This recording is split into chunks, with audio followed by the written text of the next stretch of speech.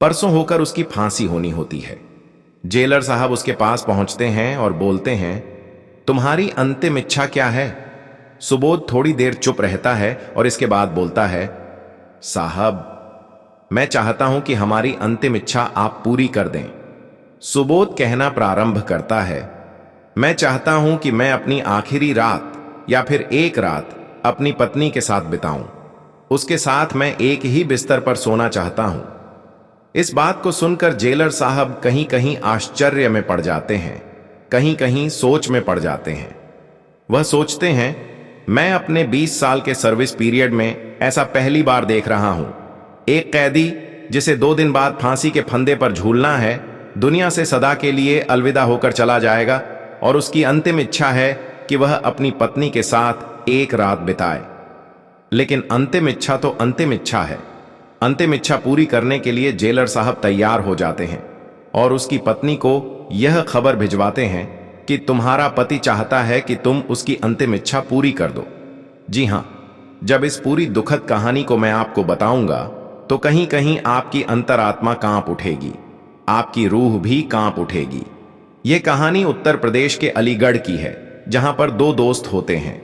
एक का नाम सुबोध होता है और दूसरे का नाम प्रमोद होता है।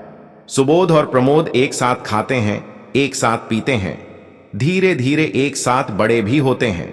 एक निश्चित समय के बाद दोनों दोस्त कहीं ना कहीं एक कंपनी में नौकरी के उद्देश्य से शामिल हो जाते हैं। इसी बीच उसी कंपनी में एक लड़की होती है जिसका नाम वंदना होता है। वह सुबोध से कहीं ना कहीं प्यार कर बैठती है, सुबोध को अपना दिल दे बैठती है।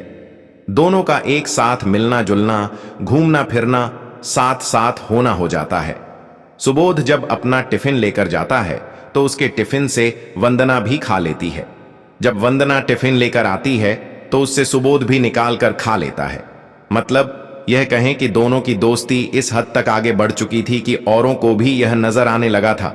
सुबोध का जो दोस्त होता है प्रमोद, वह कहता है, दोस्त, मैं चाहता हूं कि हमारी भी दोस्ती उस लड़की वंदना से हो जाए।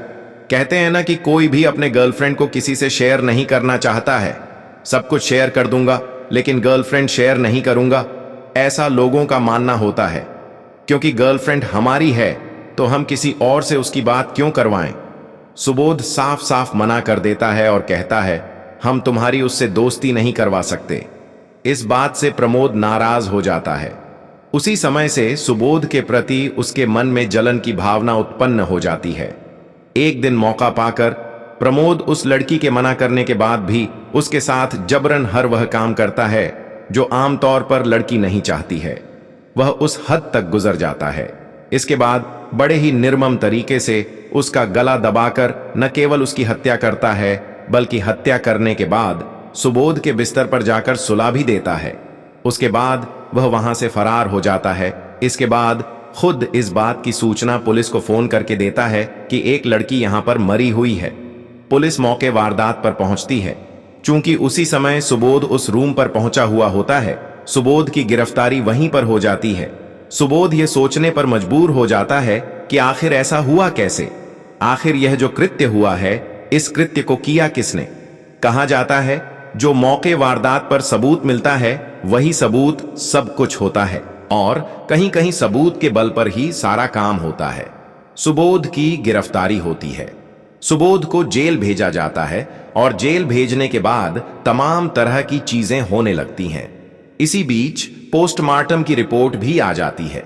लड़की के पोस्टमार्टम की जब रिपोर्ट आती है, उस रिपोर्ट में साफ साफ इस बात की पुष्टि होती है कि कहीं न कहीं इस लड़की के साथ पहले दुष्कर्म किया गया और दुष्कर्म करने के बाद बड़े ही निर्मम तरीके से उसका गला दबाकर हत्या की गई है।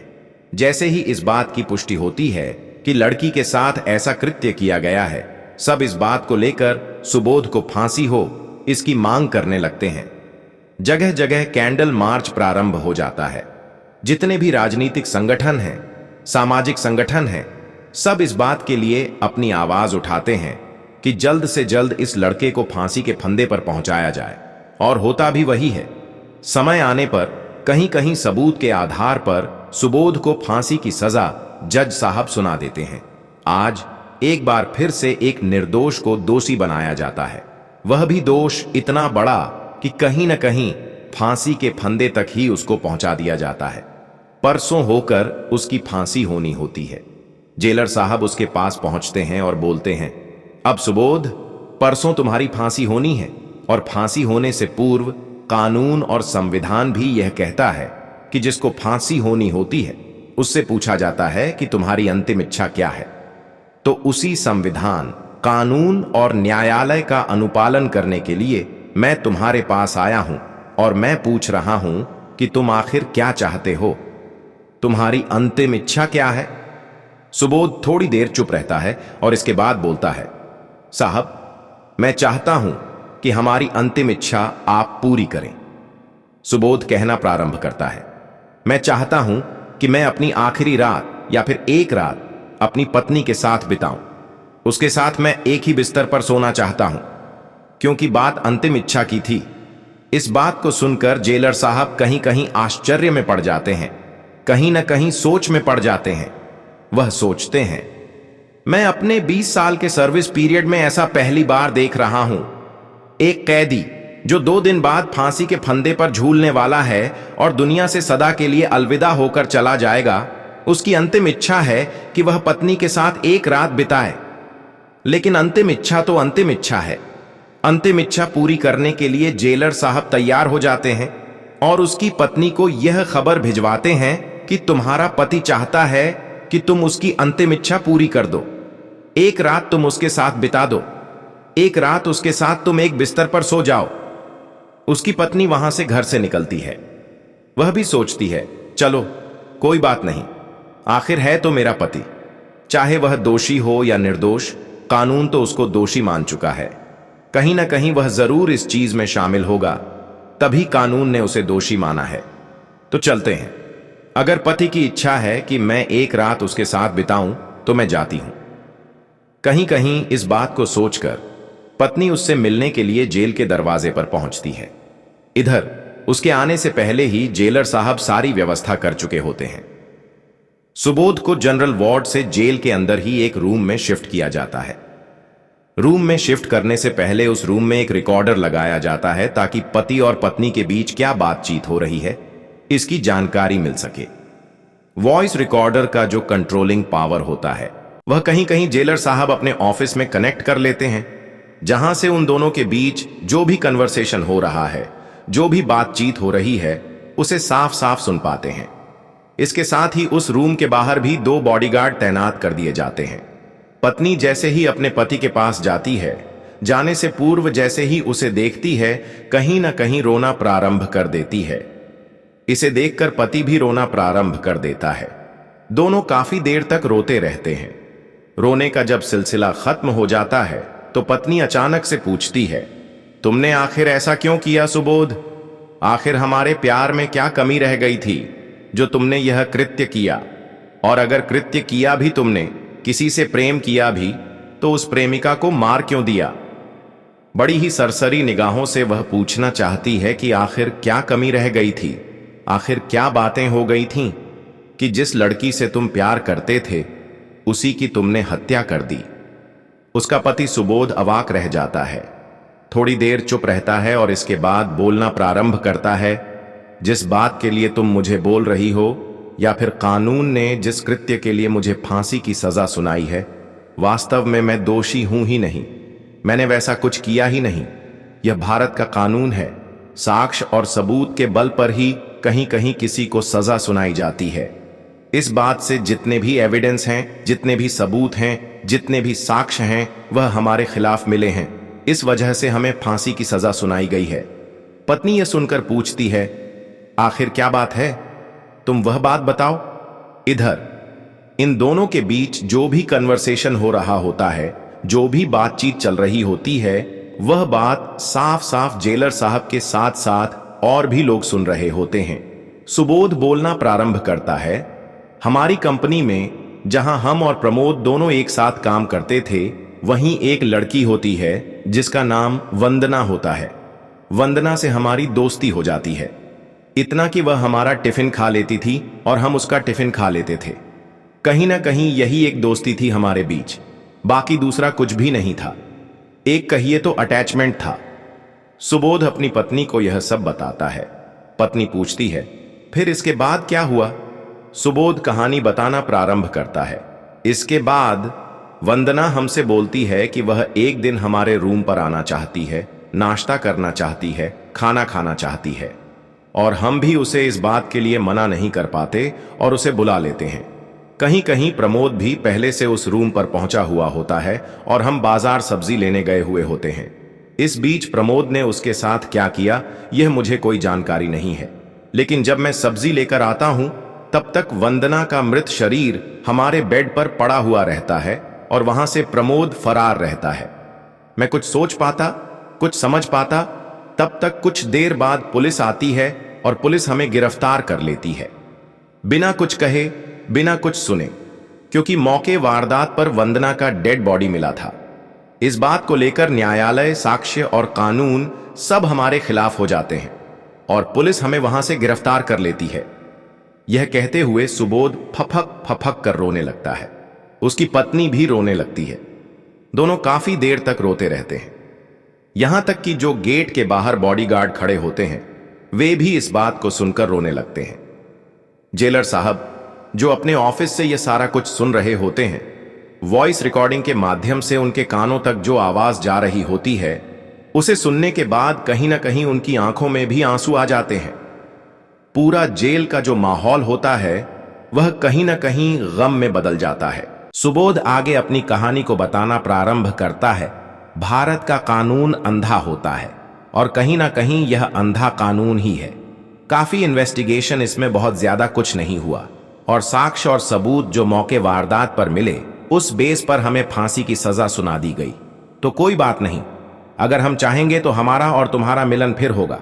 तुम जाओ, तुम्हारे 2 बेटे हैं, बच्चों को अच्छे से देखना और कहीं ना कहीं इस बात का जिक्र अपने बच्चे से मत करना कि हमारे साथ क्या हुआ था, नहीं तो आने वाले समय में कहीं ना कहीं कानून, शासन और प्रशासन पर से उन 2 मासूम बच्चों का भी भरोसा खत्म हो जाएगा। ये बोलकर सुबोध फिर से रोने लगता है। उसकी पत्नी जैसे ही थोड़ा सा आगे बढ़ती है पूरा जेल का माहौल गमगीन हो जाता है। सब लोग रो रहे होते हैं। बॉडीगार्ड के साथ साथ जेलर और जेल के जितने भी स्टाफ और कर्मी हैं सब लोग इस घटना को देखकर रोने लगते हैं। जाते समय पत्नी पति को देखती है और पति यानी सुबोध अपनी पत्नी को देखता है। उनकी पत्नी सुबोध को देखना प्रारंभ करती है। दोनों एक दूसरे को मुड़ मुड़ कर देखते हैं। जब पत्नी अपने पति को रोता हुआ देखती है तो वह फिर से उसके पास पहुंच जाती है। न केवल पहुंचती है बल्कि उसके पैरों पर गिर पड़ती है और कहती है, पतिदेव, आज मेरा और आपका यह आखिरी मिलन है। मैं चाहती हूं कि 1-2 मिनट और आपके पास रह जाऊं। जेलर इस बात की अनुमति देते हैं। पत्नी 1-2 मिनट और बिताती है उसके साथ। इसके बाद वह फिर से जाने लगती है और बोलती है, आज आपका और मेरा यह आखिरी मिलन है और मैं अब जा रही हूं। पत्नी अपने घर चली जाती है। लेकिन इस बीच जितने भी लोग होते हैं इस बात की चर्चा कहीं ना कहीं कानों कान प्रारंभ हो जाती है कि आखिर एक निर्दोष को फिर से फांसी के फंदे पर भारत का कानून और संविधान पहुंचाने जा रहे थे। इस बात की चर्चा पूरे जेल में फैल जाती है। इस बीच जेलर जब उस पूरे वॉइस रिकॉर्डर को दोबारा सुनता है तो उसके मन में अचानक यह ख्याल आता है कि आज फिर एक निर्दोष को फंसाया जा रहा है। कहीं कहीं कानून और संविधान फिर आज एक निर्दोष को फंसा देंगे। परसों होकर सुबोध को फांसी हो जाएगी। मुझे कुछ करना चाहिए। अगर हम अपने पूरे सर्विस पीरियड के दौरान ऐसा नहीं कर पाए तो फिर मेरे रहने और नहीं रहने का कोई फायदा ही नहीं है। जब हमारी आंखों के सामने एक निर्दोष को फांसी के फंदे पर पहुंचाया जाएगा। अचानक से पूरे महकमे में इस बात की चर्चा हो जाती है। जेलर अपने आला अधिकारियों को इस बात की सूचना देते हैं और एक हाई लेवल की मीटिंग बुलाते हैं। जेलर उस मीटिंग में प्रशासनिक अधिकारियों के साथ साथ राजनीतिक दल, सामाजिक दल और कई सारे भूतपूर्व जजों को बुलाते हैं। इस बात की चर्चा वहां प्रारंभ हो जाती है। जेलर उस वॉइस रिकॉर्डिंग को वहां पर चलाते हैं। उस रिकॉर्डिंग को सुनने के बाद सब लोग आश्चर्य में पड़ जाते हैं कि आखिर भारत का कानून यह क्या करने जा रहा था। इस बात पर निर्णय होता है कि सही में दोष प्रमोद का है तो फिर सुबोध को फांसी क्यों? इस बात पर चर्चा होती है और सब लोग यह निर्णय लेते हैं कि अब सुबोध को रोका जाएगा और प्रमोद को फांसी के फंदे पर पहुंचाया जाएगा। अगले दिन इस बात की सूचना सुबोध के घर जाती है कि तुम्हारे पति को बाइज्जत रिहा किया गया है। इस बात को सुनकर पत्नी बहुत ज्यादा खुश हो जाती है। खुश होने के बाद वह भारत के संविधान पर और भारत पर फिर से भरोसा करने लगती है। सच्चाई यह थी कि प्रमोद ने वंदना का कत्ल किया था, न कि सुबोध ने। चूंकि परसों फांसी होनी थी सुबोध को, इधर जैसे ही कोर्ट का आदेश होता है कि प्रमोद को जल्द से जल्द पकड़ा जाए, पुलिस अपना काम प्रारंभ करती है। प्रमोद को पकड़कर न्यायालय में प्रस्तुत किया जाता है। न्यायालय प्रमोद को फांसी की सजा सुना देता है। कहीं ना कहीं कानून और संविधान पर भरोसा नहीं करने वाले लोगों का विश्वास और भरोसा फिर से भारत की न्यायिक प्रक्रिया, संविधान और कानून पर हो जाता है। अगले ही पल प्रमोद को फांसी के फंदे पर पहुंचाया जाता है। प्रमोद को फांसी हो जाती है और बाइज्जत सुबोध को रिहा कर दिया जाता है। यही कहा गया है कि कर भला तो हो भला, अगर आप भला करेंगे तो आपके साथ भला ही होगा, अगर आप बुरा करेंगे तो आपके साथ बुरा ही होगा। बाकी इस पूरी कहानी को लेकर आप लोगों की क्या राय है? आपकी क्या विचारधारा है? कमेंट सेक्शन में अपनी राय और प्रतिक्रिया जरूर दें। जरूर बताएं कि क्या ऐसा भी होता है? भारत की न्यायिक प्रक्रिया, संविधान और कानून क्या एक निर्दोष को भी फांसी के फंदे तक पहुंचा देते हैं? अगर एक निर्दोष को फांसी के फंदे तक पहुंचाया जाता है तो क्या यह आम आदमी के लिए सही है या नहीं? इस पूरे प्रकरण को आप कैसे देखते हैं? अपनी राय कमेंट बॉक्स में जरूर दें। बहुत बहुत धन्यवाद। आप लोग जुड़े रहे हिंदी स्टोरी बुक के साथ।